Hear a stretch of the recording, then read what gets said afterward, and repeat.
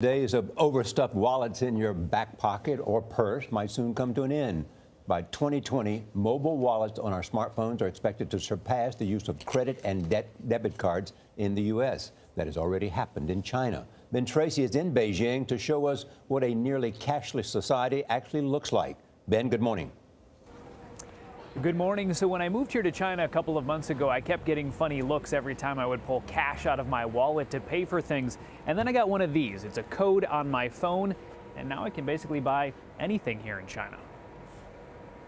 When you pay for something, how do you pay for it? Mobile phone. On the streets of Beijing, cash is definitely not king. What do you think of people who use cash to pay for things? That's rare and weird, he says. Only the elderly and people who don't know how to use a phone pay cash. This woman says, I rarely take my wallet when I go out, just my phone. That's because those phones can buy just about anything, from clothes in the store to steamed buns on the street. They're used to pay for bike rides and bus rides, rent and utility bills. When was the last time you used cash? A month ago? Wow, that's a long time.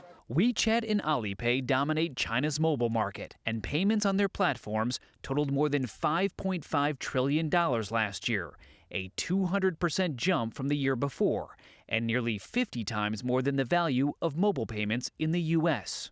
One of the big reasons mobile payments have caught on so quickly here in China is because of what most people here don't have in their wallets: credit cards. They basically went from a cash-based society to a cashless one and skipped the step in between.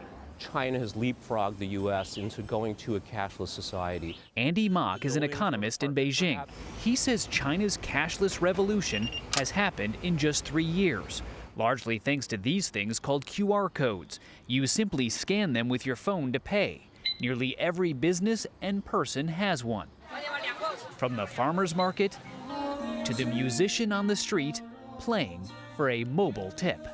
You can give a homeless person money with your phone. You would never see that in the U.S. All you have to do is scan that code to transfer money. And it really is ubiquitous in China, from the largest cities, the fanciest hotels, to the most humble street-side shacks will all use QR codes.